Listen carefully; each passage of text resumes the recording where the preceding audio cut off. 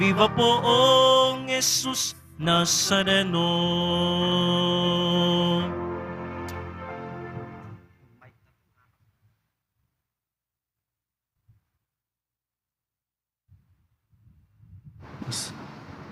Sa ngalan ng Ama at ng Anak at ng Espiritu Santo.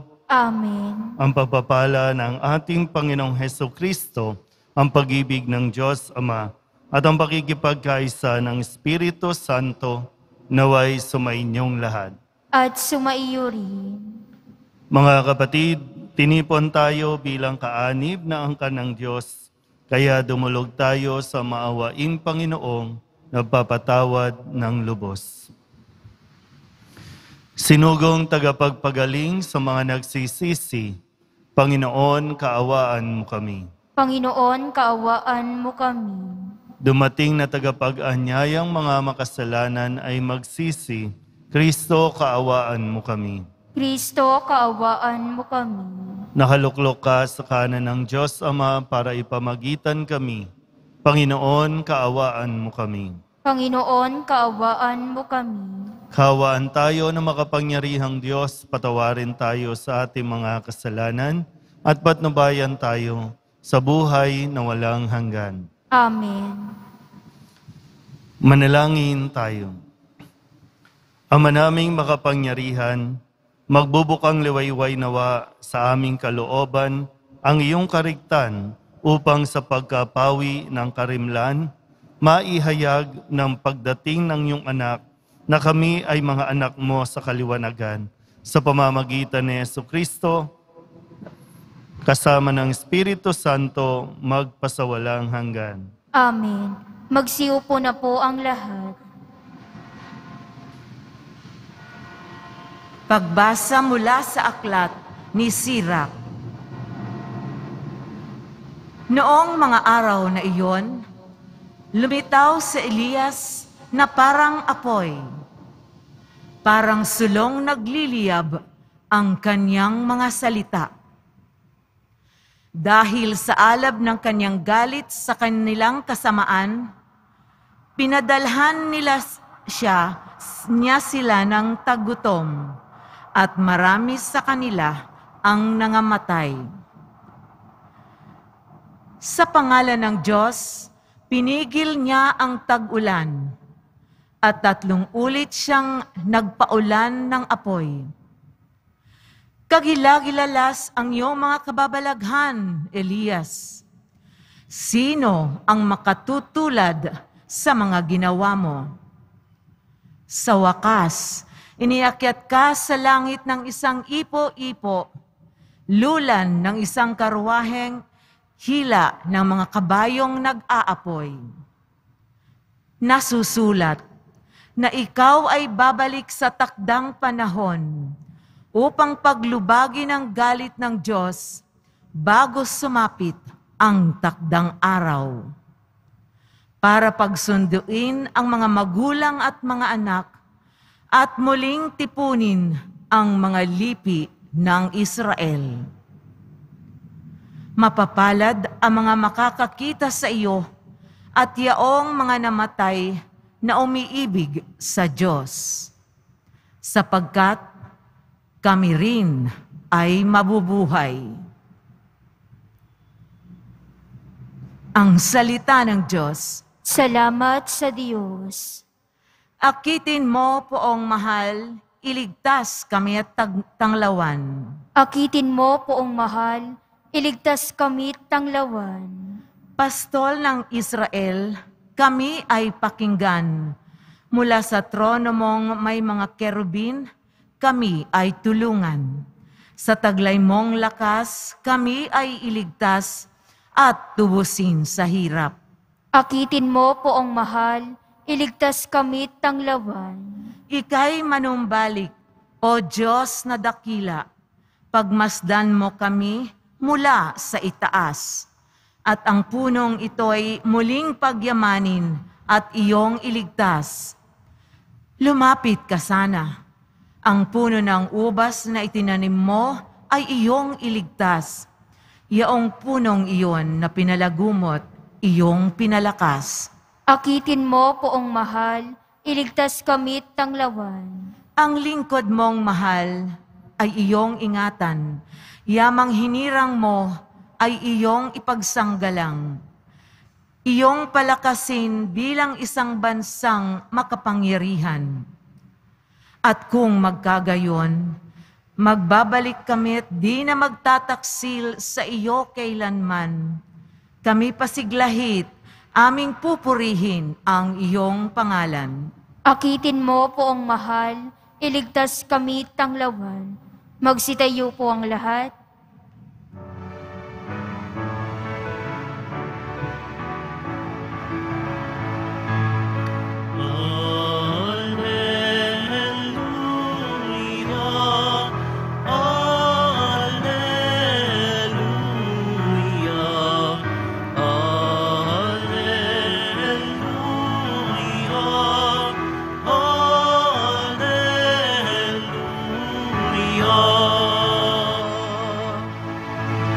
Daan ng buong nariyanan, tuwirit ianda sa Kanya, pagtubos niya'y makikita.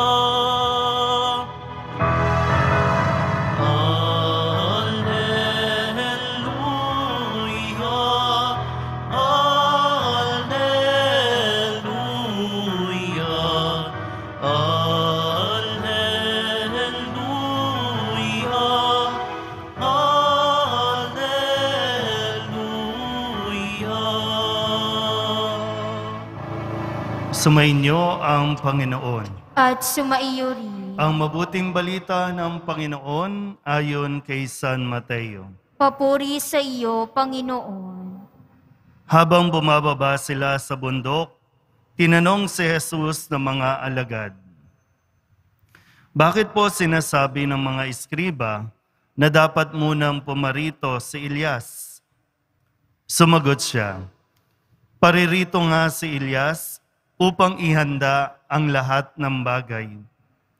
Sinasabi ko sa inyo na pumarito na si Elias, ngunit hindi siya nakilala ng mga tao. At kanilang ginawa sa kanya ang gusto nila. Gayun din naman, pahihirapan nila ang anak ng tao." At naunawaan ng mga alagad na si Juan Bautista ang tinutukoy niya. Ang mabuting balita ng Panginoon. Pinupuri ka namin, Panginoong Hesukristo. Magsiupo na po ang lahat. Isang magandang araw po sa inyong lahat. Tayo po ay nasa huling araw ng atin pong ikalawang linggo sa panahon ng pagdating o Adbyento. Ngayon, nakikita po ninyo na may dalawang sindi, ang kandila ng Adbyento o korona ng Adbyento. Mamayang gabi, sisindihan na natin yung ikatlo, yung kulay pink. So nakakatatlo na po tayo. At mahalaga po na lagi nating isinasaisip at pinagninilayan kung ano ang mga bagay na kung saan tayo inaanyayahan na maghanda. May pinaghahandaan tayo. Sa dalawang kandila, pinaghahandaan natin ang kanyang muling pagdating. Sa mga susunod na araw, susunod na linggo, ay paghahandaan natin kung paano natin ipagdiriwang yung kanyang unang pagdating. Yun yung kanyang kapanganakan. Kaya sa pagtatapos ng linggong ito, atin pong balikan yung mga mensahe ng Poong Jesus Nazareno sa atin at nawa mas maramdaman natin kung gaano tayo pinahahalagahan ng Diyos. Kung kaya yung paanyaya na dapat tayong maging handa, dapat tayong naghahanda, hindi sa material na bagay, lalo tigit yung ating mga kalooban, kung sakaling dumating siya, handa ba talaga tayo? Nung Lunes, ang sabi po sa atin, nung inilapit sa kanila kay Jesus yung taong paralitiko, may mga taong nagdala sa kanya, ang unang sinabi ni Jesus, kaibigan, pinatatawad ka na sa iyong mga kasalanan. Muli, no?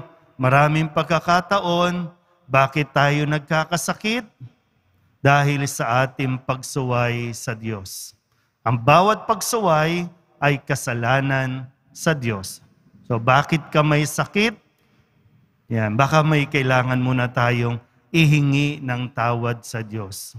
Kasi pag nakahingi ka na ng tawad, nagiging maluwag na yung pakiramdam mo, susunod na dyan yung kagalingang pisikal. Ang madalas, ang gusto natin, physical healing muna.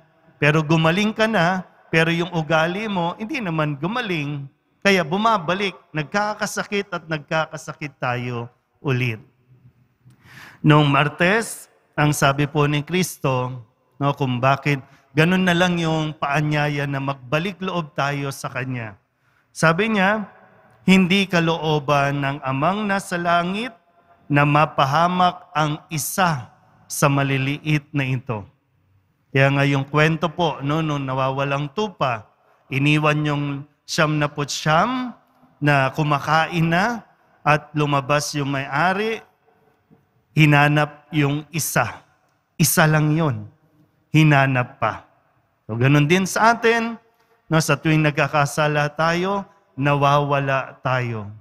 At sa kabutihang loob ng Diyos, siya pa rin yung naghahanap sa atin.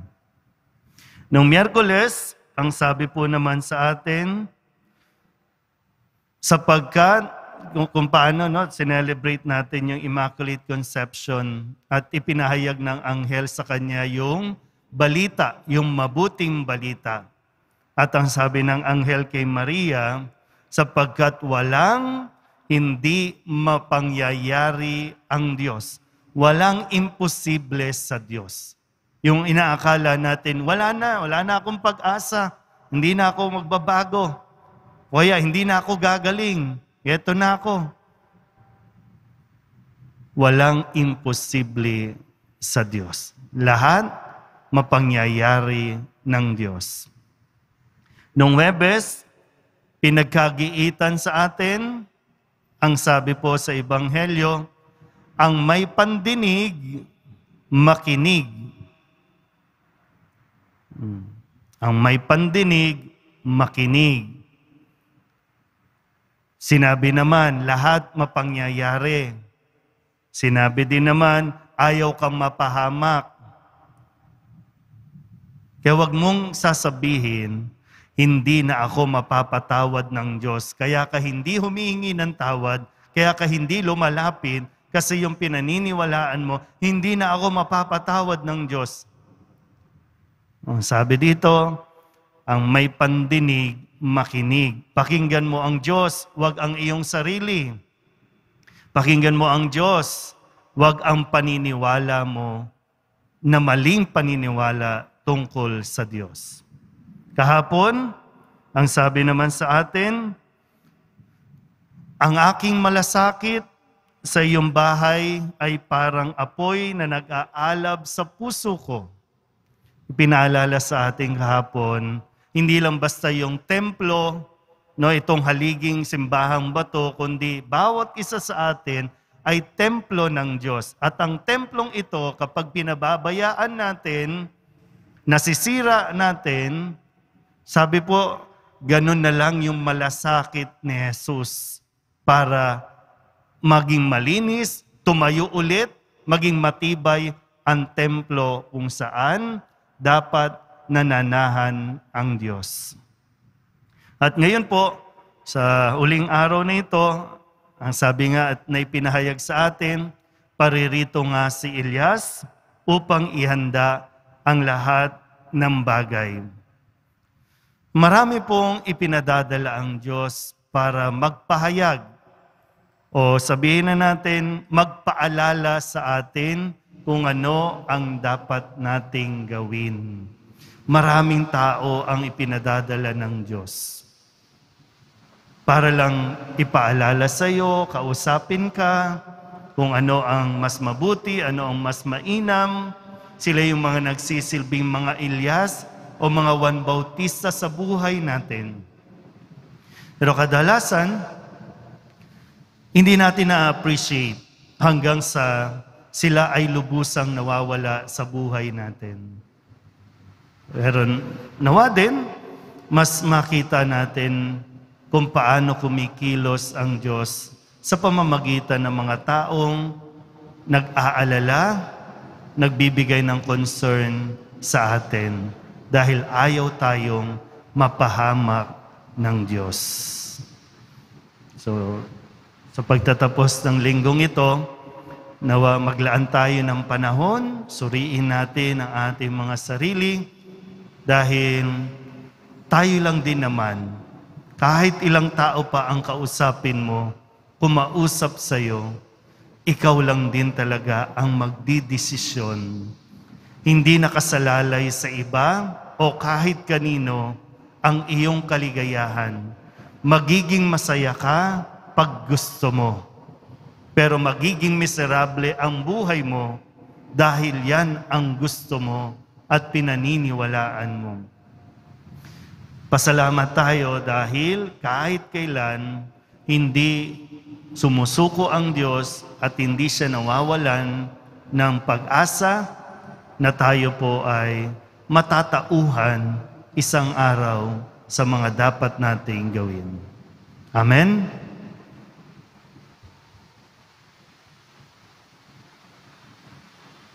Magsitayo po ang lahat. Minamahal kong mga kapatid, isinugo ng Diyos sina Elias at Juan Bautista upang paalalahanan ang mga tao na nararapat nilang baguhin ang kanilang pamumuhay. Idalangin natin sa Diyos Ama na tulungan tayong magkamit ng tunay na pagbabagong loob. Ang ating pong itutugon, Emmanuel, dinggin mo ang aming panalangin. Emmanuel, dinggin mo ang aming panalangin. Ang Santo Papa at mga obispo ng simbahan naway maging inspirasyon ng mga tao upang patuloy na manalig sa Diyos sa kabila ng mga dinaranas na mga paghihirap sa buhay. Manalangin tayo. Emmanuel, dinggin mo ang aming panalangin. Ang mga taong nagsisikap manampalataya naway makita at madama ang Diyos na kumikilos sa kanilang buhay. Manalangin tayo. Emmanuel, dinggin mo ang aming panalangin. Ang mga magulang at guro naway maipamana sa mga kabataan ang pananampalataya na ating kinagisnan sa pamamagitan ng kanilang pagpapatotoo at magagandang halimbawa. Manalangin tayo. Emmanuel, dinggin mo ang aming panalangin. Ang mga may sakit naway makabahagi sa pag-asa at kagalakang hatid ng panahon ng Adbyento. Manalangin tayo. Emmanuel, dinggin mo ang aming panalangin. Ang mga yumao naway magtamasa ng walang hanggang gantimpala sa langit. Manalangin tayo. Emmanuel, dinggin mo ang aming panalangin. Idulog din natin sa Panginoon ang ating mga personal na kahilingan at mga panalangin para sa ating mga pamilya. Ganon din ang lahat ng mga misang pasasalamat, espesyal na intensyon at mga kaluluwa na hinihiling na ipagdasal sa misang ito.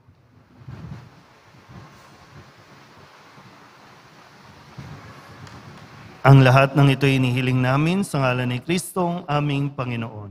Amen. Magsiupo na po ang lahat.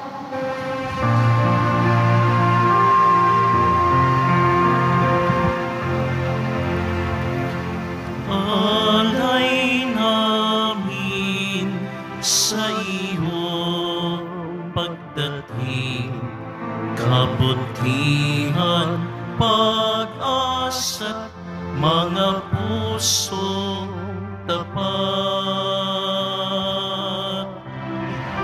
Sa mo namin ay iyong dinggin, galak at kapayapaan naway kamtin. Magsitayo po ang lahat. Manalangin kayo mga kapatid upang paghahain natin ay kalugdan ng Diyos Amang makapangyarihan. Tanggapin nawa ng Panginoon itong paghahain sa iyong mga kamay, sa kapurihan niya at karangalan sa ating kapakinabangan at sa buong sambayanan niyang banal. Ama naming lumikha, maihain nawang lubos ang matapat naming paglilingkod sa pagganap sa itinatag ng iyong anak at sa pakikinabang sa iyong pagtubos sa aming lahat sa pamamagitan niya kasama ng Espiritu Santo magpasawalang hanggan. Amen. Sumainyo ang Panginoon. At sumayo, Itaas sa Diyos ang inyong puso at diwa. itinaas na namin sa Panginoon. Pasalamatan natin ang Panginoong ating Diyos. Marapat na siya'y pasalamatan. Ama naming makapangyarihan, tunay ngang marapat na ikaw ay aming pasalamatan sa pamamagitan ni Jesucristo na aming Panginoon. Siya'y sinugo mo upang matupad ang iyong magandang balak para sa lahat. Hindi niya ikinahiyang mamuhay ng mahirap upang mapakisamahan niya kaming matapat. Siya'y naging hindi na iba sa amin upang maitampok niya kami sa iyong piling. Sa kanyang lantarang muling pagdating, ang pakikisama niya ay puspusang magniningning at ang pangako niyang kapanapanabik ay inaasahan naming lubos na makakamit. Kaya kaysa ng mga anghel na nagsisiawit ng papuri sa iyo, nang walang humpay sa kalangitan, kami nagbubunyi sa iyong kadakilaan. Santo, Santo, Santo, Panginoong Diyos ng mga hukbo, napupuno ang langit at lupa ng kadakilaan mo, o sana sa kaitaasan. Pinagpala ang naparirito sa ngalan ng Panginoon, o sana sa kaitaasan. Magsiluhod po ang lahat. Ama naming banal, ikaw ang bukal ng tanang kabanalan. Kaya't sa pamamagitan ng iyong Espiritu, gawin mong banal ang kaloob na ito upang para sa aming maging katawan at dugo ng aming Panginoong Hesukristo. Bago niya pinagtiis ang kusang loob na maging handog, inawakan niya ang tinapay, pinasalamatan kaniya, pinaghati-hati ni iyon, iniabot sa kanyang mga alagad at sinabi, "Tanggapin ninyong lahat ito at kanin, ito ang aking katawan na ihahandog para sa inyo."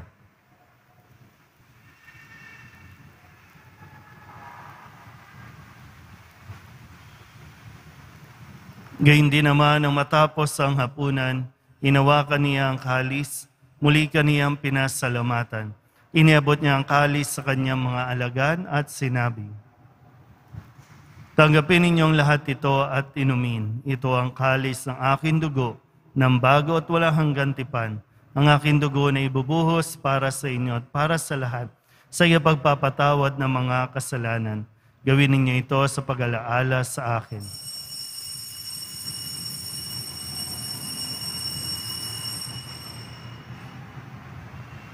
Magsitayo po ang lahat. Ipagbunyi natin ang misteryo ng pananampalataya. Si Kristo'y namatay, si Kristo'y nabuhay, si Kristo'y babalik sa wakas ng panahon. Ama, ginagawa namin ngayon ang pag-alaala sa pagkamatay at muling pagkabuhay ng iyong anak. Kaya tiniaalay namin sa iyo ang tinapay na nagbibigay buhay at ang kalis na nagkakaloob ng kaligtasan. Kami nagpapasalamat dahil kami iyong minarapat na tumayo sa harap mo para maglingkod sa iyo. Isinasamo namin kami magsasalo-salo sa katawan at dugo ni Kristo ay mabuklod sa pagkakaisa sa pamamagitan ng Espiritu Santo. Ama, lingapin mo ang iyong simbahang laganap sa buong daigdig. Puspusin mo kami sa pag-ibig kaysa ni Francisco na aming Papa at ni Jose na aming Obispo at ng Tanang Kaparian. Alalahanin mo rin ang mga kapatid naming nahimlay na may pag-asang sila'y muling mabubuhay, gayon din ang lahat ng mga pumanaw. Kawaan mo sila at patuloyin sa iyong kaliwanagan. Kawaan mo at pagintapating kaming lahat na makasalo sa iyong buhay na walang wakas. Kaysa ng mahal na Birhen Maria na Ina ng Diyos, ng kabiyak ng puso niyang sa San Jose. Kaysa ng mga apostol at ng lahat ng mga banal, na namuhay dito sa daigdig ng kalugod-lugod sa iyo, may pagdiwang nawa namin ang pagpupuri sa ikararangal mo sa pamamagitan ng iyong anak na aming Panginoong Hesukristo. Sa pamamagitan ni Kristo, kasama niya at sa Kanya, Ang lahat ng parangal at papuri ay sa iyo, Diyos Amang makapangyarihan, kasama ng Espiritu Santo, magpasawalang hanggan. Amen, amen,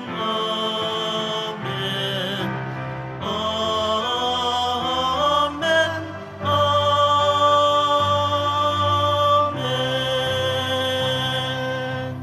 Buong kababaang loob tayong tumawag sa ating Panginoon ng Ama namin. Ama namin, Sumasalangit ka, sambahin ang ngalan mo.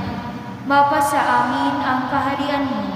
Sundin ang loob mo dito sa lupa para ng sa langit.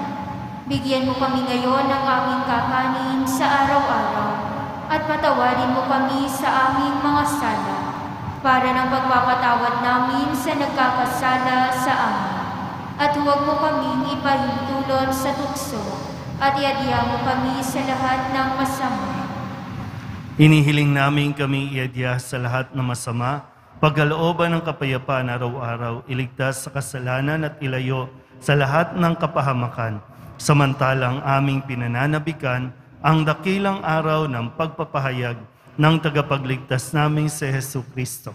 Sapagkat iyo ang kaharian at ang kapangyarihan at ang kapurihan magpakailanman. Amen. Panginoong Jesucristo, sinabi mo sa iyong mga apostol, kapayapaan ang iniiwan ko sa inyo, aking kapayapaan ang binibigay ko sa inyo. Tunghayan mo ang aming pananampalataya at huwag ang aming mga pagkakasala. Pagkalooban mo kami ng kapayapaan at pagkakaisa ayon sa iyong kalooban, kasama ng Espiritu Santo, magpasawalang hanggan. Amen. Ang kapayapaan ng Panginoon ay laging sumainyo. At sumaiyo rin. Magbigayan po tayo ng kapayapaan sa isa't isa. Kordero ng Diyos na nag-aalis ng mga kasalanan ng sanlibutan, maawa ka sa amin. Kordero ng Diyos na nag-aalis ng mga kasalanan ng sanlibutan, maawa ka sa amin. Kordero ng Diyos na nag-aalis ng mga kasalanan ng sanlibutan, ipagkaloob mo sa amin ang kapayapaan. Magsiluhod po ang lahat.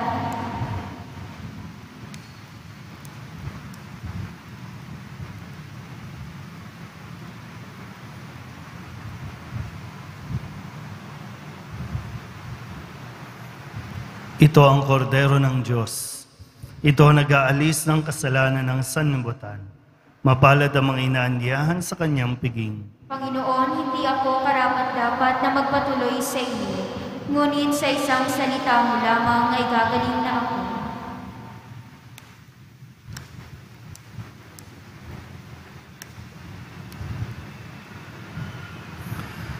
Para sa lahat ng tatanggap ng komunyon, huwag po kayong aalis kung saan kayo nakapwesto. Huwag po kayong lilipat ng pwesto. Manatili po kayo kung saan kayo nakaupo o nakatayo. Kami po ang mag-aabot ng komunyon. Katawan ni Kristo. Amen.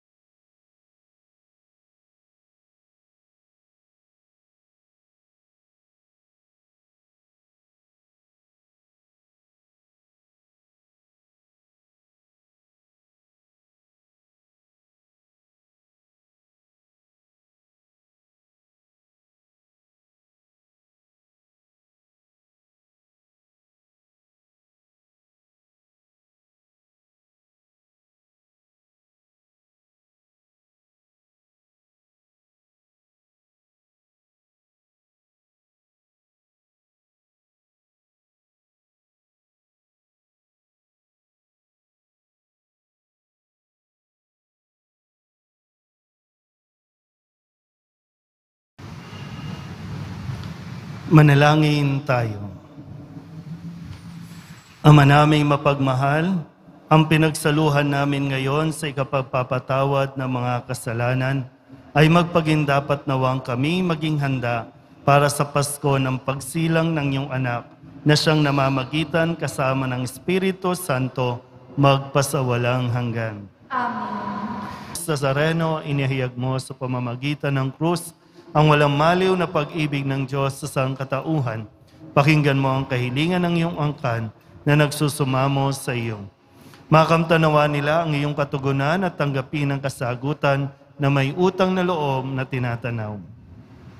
Pakitaas din po lahat ng mga pictures na tinanggap niyo po kanina para mabasbasan na rin po natin.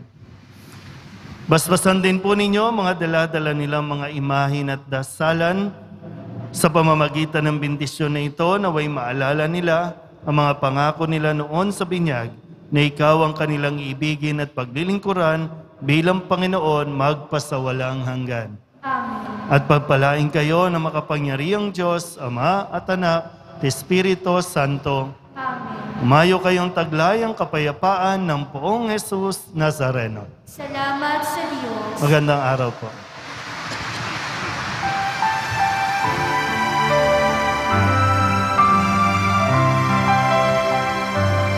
Nuestro Padre Jesús Nazareno, sinasamba ka namin, pinipintuho ka namin, aral mo ang aming buhay at kaligtasan. Nuestro Padre Jesús Nazareno, iligtas mo kami sa kasalanan.